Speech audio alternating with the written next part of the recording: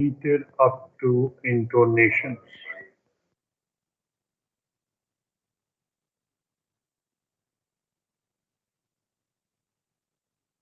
Okay, so this was done.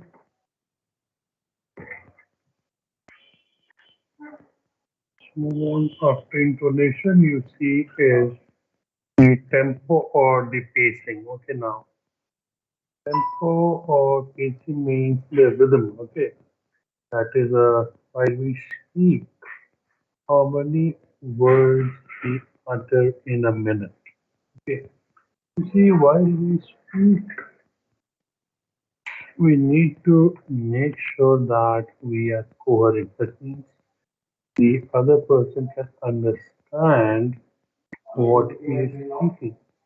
So if we speak at a very fast pace, okay, it will sound gibberish to many of us, okay, because they will not be able to decipher what one is speaking.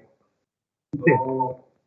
And not only that, if you speak very fast, uh, you might even lose your credibility. People might perceive that you are in a hurry to get over with it. And suddenly, when you see the time, find that it's still sometimes, and suddenly what happens? You begin to speak slowly. Okay, so you need to know how to pace your speech or what should the tempo be.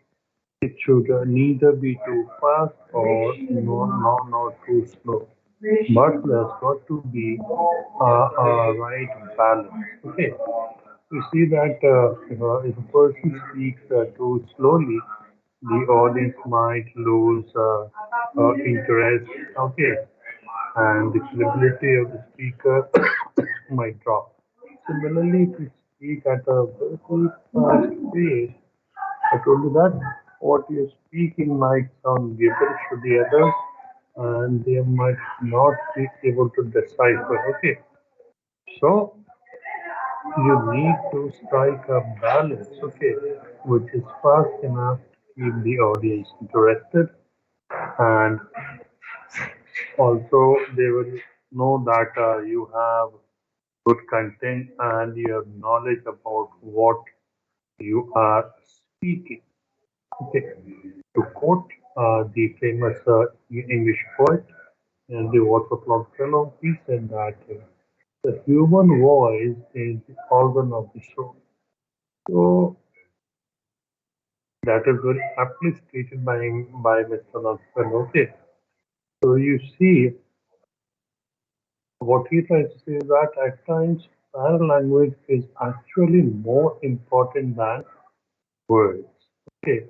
And for this, the speaker or the communicator, they need to make sure that don't have long pauses or they suddenly don't gather momentum and go blah blah blah and blah, or suddenly they stop and they begin to drawl and they speak at a very low speed.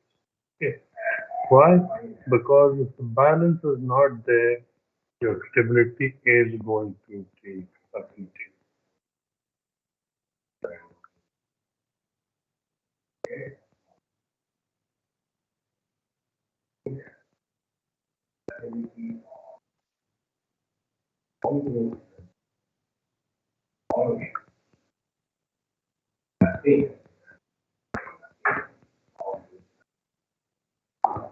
Next are the pauses. So, you see, just like the tempo and pacing, the pauses also play a very important role in communication. Just like when you speak, would make sure that you don't speak very fast, you don't speak very slow. Similarly, you got to make sure that you give breathing space to your audience. Okay, and that breathing space is known as a pause.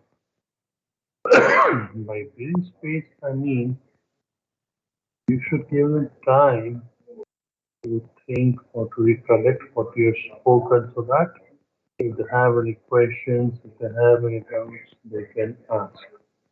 Okay. So now, like in writing, what do we do? When we begin, we give the introduction about the topic that we're writing, and then we change a paragraph because now the introduction is done. We would like to add some new more to it. So why do you change the paragraph? To tell the reader, to inform the reader that now after the introduction is done, we'll be discussing in detail about a particular thing, or you will be changing the topic to a different level altogether. Similarly, while you are speaking or while you are presenting, okay, once the introduction has been done, you need to insert a pause. Okay, like you simply don't go up on the dash and say, "Hi, I'm Rohit Pandey and I'm speaking on blockchain technology. Blockchain technology is blah blah blah and right." Okay, what will happen? The audience will be perplexed. They'll have a zapped look because many of them might not know what blockchain technology is all about. So the correct way would have been that you woke up the dais, you maintain eye contact. At this point of time, neither of you speak. Okay. You simply maintain an eye contact with the audience, and this is what is called a pause. And then you begin slowly. Okay, and you need to have timely interventions for pauses so that the audience can ponder on what we have spoken. If they have any question, they can discuss it. Okay. And if you don't, but if you continuously insert a pause every now and then also the audience might perceive that you are ill prepared and you're trying to recall some part of your presentation. Supposedly you've taken a pause, okay. Then when you begin and suddenly you stop. You see, just like the tempo and pacing, you need to be very sure where and when to insert a pause. See, these pauses, they need to be put in only at the end of a thought unit, not in between. So if you keep on inserting pauses, you keep on taking a break, people will feel that you are prepared. Okay. I can give an example. Like when I was doing my MBA, okay, one of the faculty members, he used to mug up everything to come into and just to show that he could retain everything. He did not carry the notes with him, no nothing. After the normal induction, okay, he used to give us dictations and he used to take it down. And he used to go blah blah blah and blah. So he ranted at such a high pace that we found it very difficult to keep up with him. Okay. And if you raise a hand, he said, "Varun, he would use a very cold stare. It happened for 2 days, and then we decided that no matter what, we'd stop it.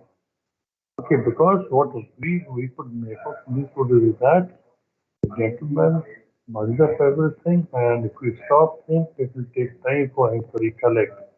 And that way we can exercise or give rest to our wrists. Okay. So we decided that after every 10 to 15 minutes, one of us will simply raise a hand and ask a question, to ask some points so that the others get a breather. So on the first case itself, while the professor was going like a going at a very breakneck speed, one of us raised the hand and said, "Sir, this is too fast. Could you explain this thing?" Now the teacher had to recollect where had he spoken that particular line. He said, "Mugged up." Okay, the pause was for not less than 3 to 4 minutes. Because he had to rewind everything to come up to that particular point and then again begin from there.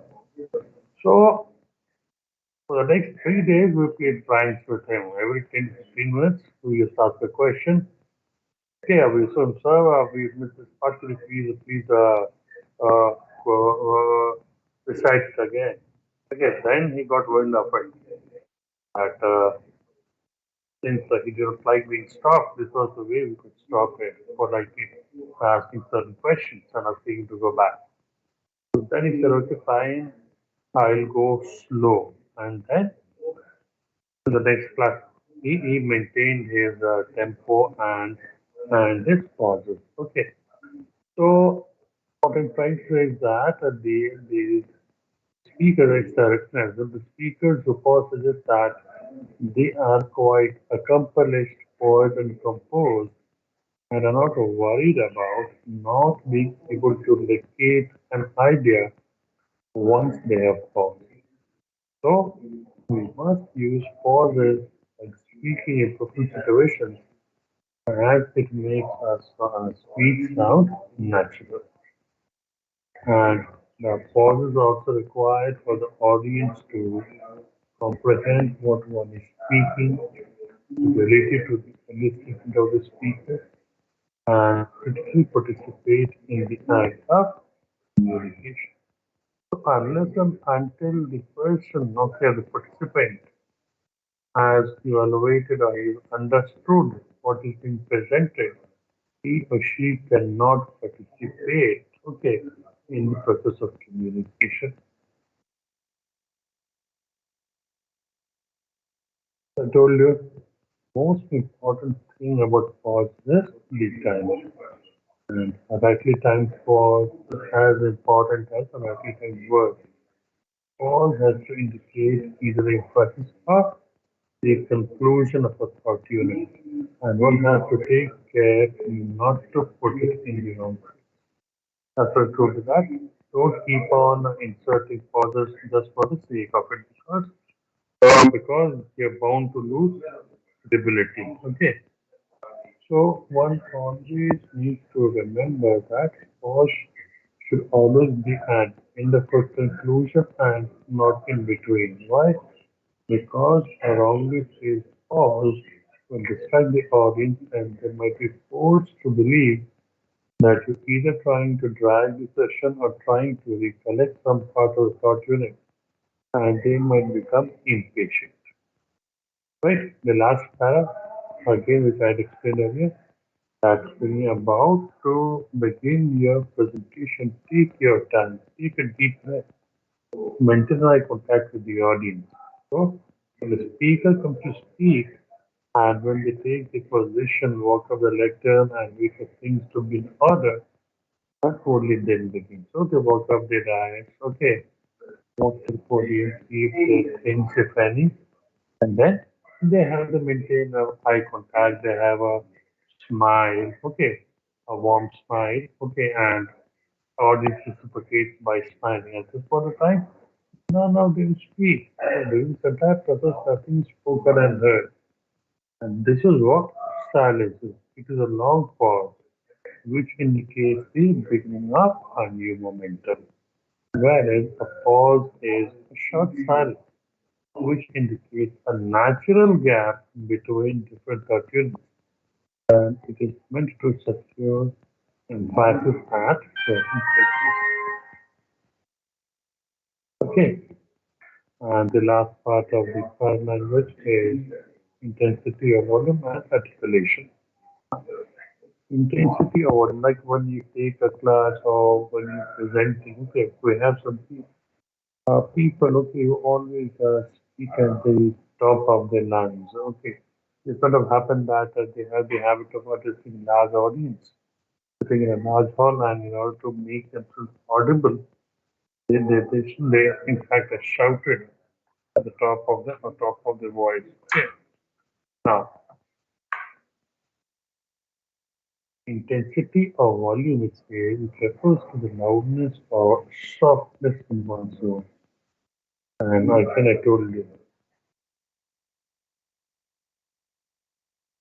non-verbal communication or body language, paralanguage is all about perception and it varies from person to person. What holds true for one person might not be true for the other person and vice versa. So if you have a weak voice, many people will perceive it as being a person low in credibility, okay, or lacking confidence. Not necessarily. I have come across people, okay, who are in their early 70s or late 80s, and they speak softly, don't shout out above the line when they get the message across. Does that mean that in their own confidence? No. With age, because they know that they cannot shout, so they have practiced the fact that even while they speak softly, okay, they can get the message across without seeming prudent, because while constantly shouting, the other person can feel that the person is sort of intimidating or threatening. And many times we feel that the ears are hurting. Okay, so this is about the volume. Okay, that a person with a weak voice is usually considered lacking in confidence, and a strong voice on the other hand shows great confidence. While pitch refers to the number of vibrations per second, volume refers to the amplitude of these vibrations. So if you're speaking in a high pitch, naturally your volume will be high. Speaking in a low pitch, your volume will be low. You see, volume can be controlled depending upon the situation type and number of audiences in the room and acoustic sharpness. Pitch and intensity that cannot be reduced. Okay. Next is articulation, and that is the last part of our language.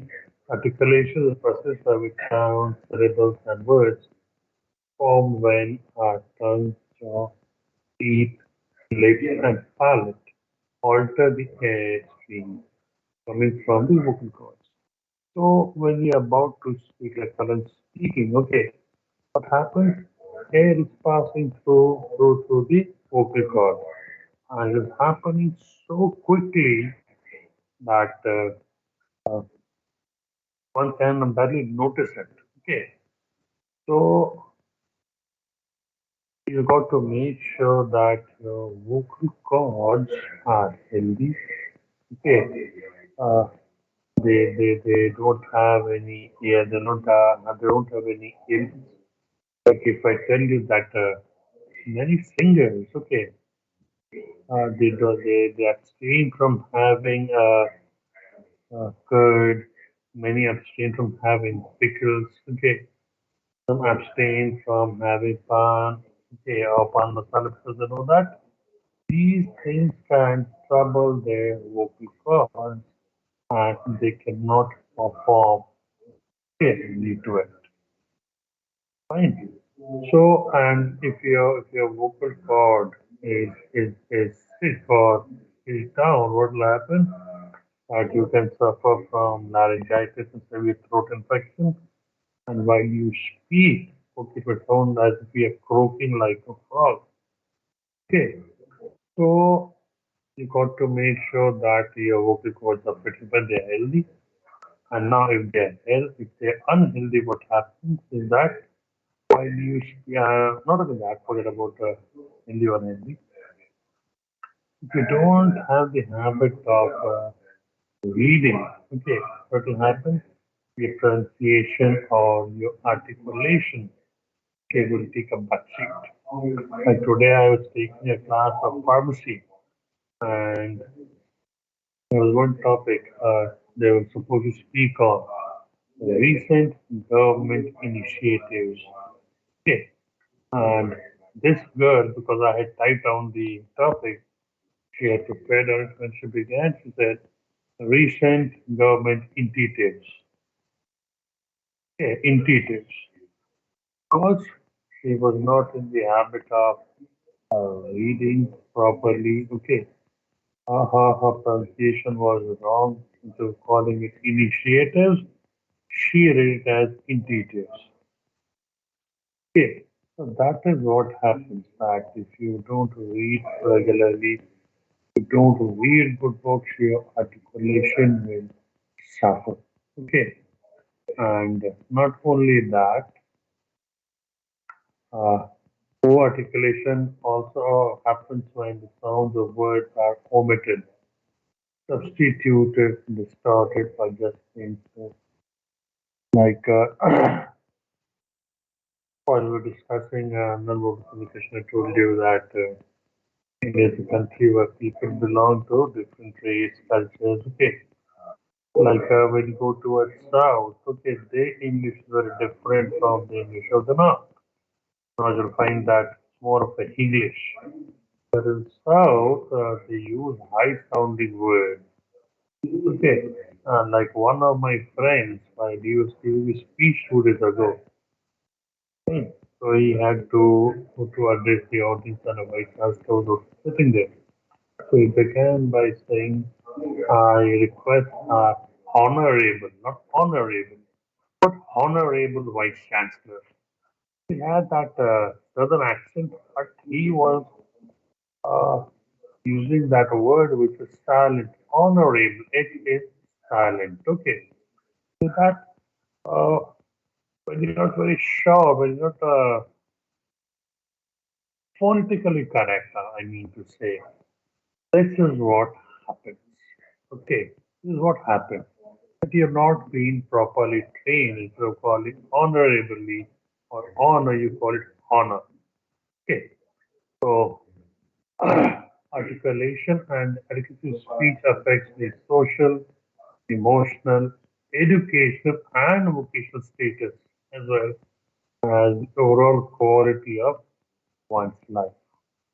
Okay, so you have got to make a conscious effort to get rid of these things. Okay, and if you make a conscious effort, your communication, okay, will be brilliant and you will be perceived to be well educated and your self-confidence will also grow. So with this, your paralanguage is done, paralinguistic features. Now we go on to proxemics. Okay. Now, as the name again implies, proxemics, the name says it all, proximity.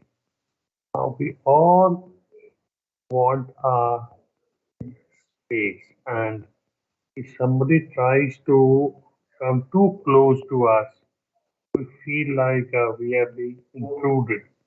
We all like our privacy, isn't it?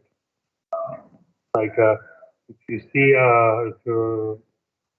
a lion, okay, the entire jungle is freedom of the lion. That's his zone, isn't it? And you pick up the poor lion and you cage him and you tell him that look now, this is your space. Will the animal feel be happy? He won't. Similarly, if somebody picks you up and closes you in a room for a week, what will happen? You feel threatened. That how do I communicate? How do I eat? How do I contact? Isn't it? That is proximity for your space. And we all have our space. Okay. We all have a space. So proxemics says that space, distance, and territory are the factors related to proxemics. Okay, space is defined as a distance a person maintains between himself, herself, and and the space which is built around themselves in their home and office. Okay, so the way in which a person uses space may be very significant to communication, right? And there are many different types of space, include ways in which we keep a home and office and how we maintain personal space, which is the area around our body, which we do not want to be intruded. Okay. So distance in contrast to space is more relation and involves how far one individual is from the other. So you see, we all have our own personal space, right? So what are the different spaces that we have? So proxemics have defined the space into four different zones. Okay, the first one is known as the intimate zone. Again, as the name implies, intimate or intimate, that means very close. So in this zone, what happens is that no stranger is welcome. In fact, we're not even a very close friend are invited, okay, to be a part of this group. This type of space is generally shared between spouses, lovers, children, parents, and very close relatives. Okay, that too, they cannot force themselves. It's like a space on invitation only. You cannot simply barge in whether you feel like that, yes, I have a suggestion. No, no matter what, try to handle everything amongst themselves. Okay, and in this show, unless and until you're invited, you're not supposed to come in. So, if you do try to come in, what happens? You will be deemed to be called as a intruder. So anyone who tries to enter someone's intimate zone in professional situations is more likely to seem like an okay. So in your house, you don't want your parents, okay, to enter your room when you're not there to search for things because you want your private space now. You're a grown up enough, isn't it?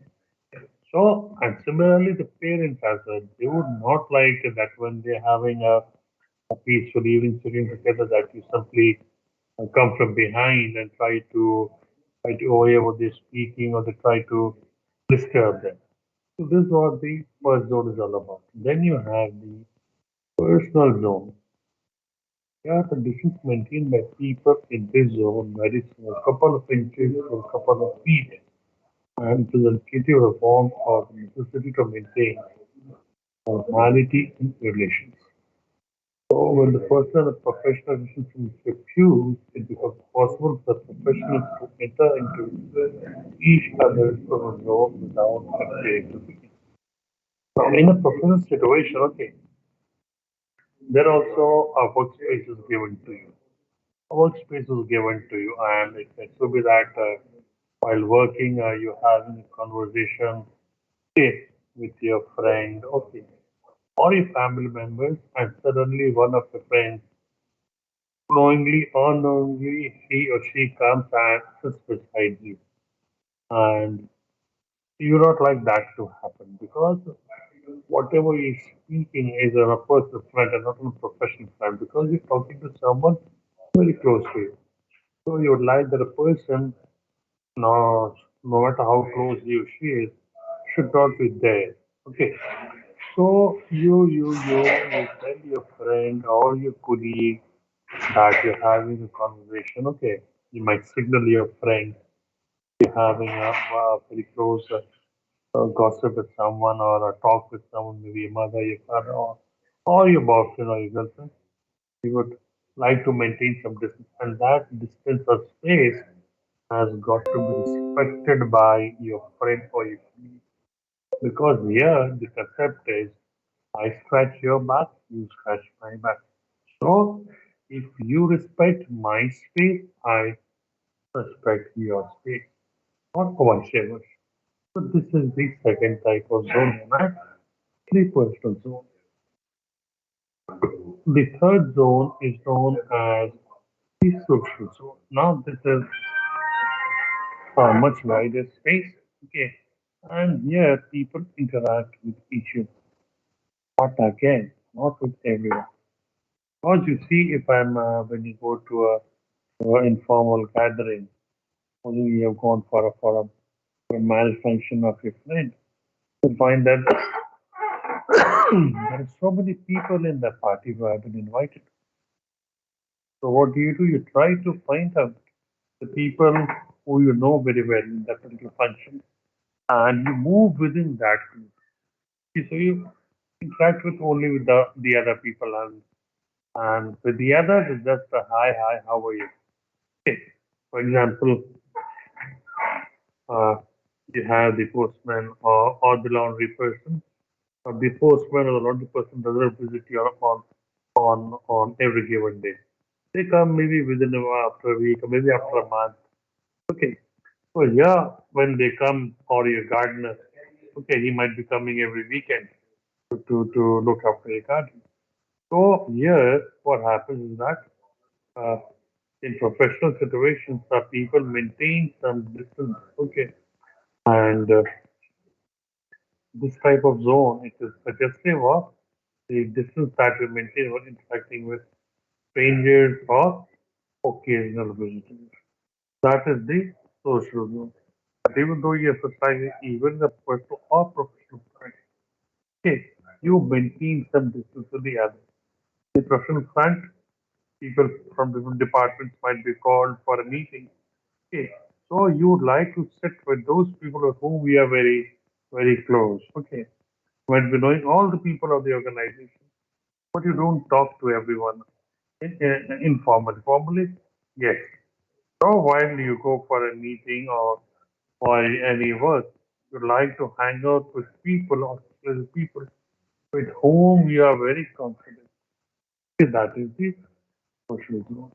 And the last zone is known as the public zone. Okay, so in most of the communication, the public zone is the most commonly maintained by the speaker and the audience. Like if you have a leader addressing his followers, okay, or his team members, what happens? That they maintain a distance of some feet, or maybe 10 to 20 feet, depending upon the situation. Like if you have the prime minister, the president addressing the audience, that space might be more than 10 to 20 feet. Or when teacher goes to the class, okay, they're not supposed to constantly walk along the aisle. They need to maintain the distance that they stand on the podium, they walk on the podium while they take a class. So some distance has got to be maintained, and that zone is known as a public zone.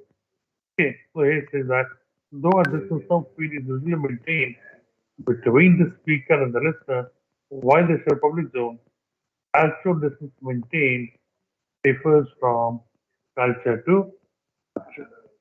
And with this, your uh, proxemics is done, and now the last part of nonverbal communication is haptics. Haptics means subtle communication or the sense of touch. Okay, sense of touch, like just like a space that you don't want people to come very close to you. When you shake hands or when you greet people, the touch that they give, the part that they give, or the warmth that they skewed, okay, if it is a positive, it's negative, it all comes under haptics or tactile communication or sense of touch. You see, as infants, okay, we found solace, okay, in the laps of our mother or on the backs of our parents. We found warmth when we found, and we felt very happy, isn't it? That now nothing wrong can happen to us. Similarly, when we grew up, okay, and we did something correct, or okay, we got a pat on a back, okay, or a hair was fondled in love, and we felt that we are being appreciated for what we have done, what we've achieved, isn't it? And if something bad has happened and we're crying, we are weeping, and your dad, okay, he gives you a hug, and you feel that your parents are there for you. Your mom says, oh, she pats you on your back, and she consoles you. So that feeling, okay, that you get, okay, is known as happy. You see, one feels very happy and elated after receiving a pat from the boss on successful completion of a work and feels happy that the boss is pleased with the work. Why? Because just a patting you on your back, your boss has communicated satisfaction by his or her touch. So, a pat can convey more than words. Many people feel the same way when the touch comes from someone with whom we wish to communicate. It may be friends, like you must hug your friends, you must shake hands with them. Okay, you will give a high five. Okay, so it may be friends, a professor from your school or college, or maybe a colleague. So the sense of touch is critical to one's well-being. How you take it, and one feels loved, cared for, respected, appreciated, and emotionally supported. Like I told you, that in our country, what is culture that when we have guests from abroad, when we have visitors, we embrace, we fold our palms together in the form of a namaste. Isn't it? So we maintain some distance. Similarly, when you go abroad, the countries that you need to shake hands, okay, or to give a pat on the back, or to hug each other, or to give a peck on the cheek, or to give a kiss on the cheek. So all these things have one thing in common, that is touch. So that touch is it uh, does it have warmth, or is it aggressive, or has negative feelings associated? Is all about or is all about haptic or a sense of touch. This form of nonverbal communication, it also exists in other communication activities such as a handshake, touching someone's feet to show respect, an arm around the shoulder, a kiss or a hug. So how you take it, it depends, isn't it? Or how you perceive that touch to be. This form of communication is most frequently during greetings and departures. Communication through touch marks in a variety of situations, including a conversation. You're shaking hands, and if your uh, hold is not firm, okay, it's loose. People feel that you are a very loose person, and one cannot rely on you. But if your hold is very firm, people first perceive to feel that you're a man or man of values that can stand up for anything. So some cultures lay great emphasis on physical contact between people during a conversation, while people from some societies in which touching is limited may feel uncomfortable in such a situation. You see, when you go to different cities or when you interact with people from different cultures, you need to make sure that which type of haptics is prevalent in that country or place, and you need to adhere to it. Okay, and with this, your uh,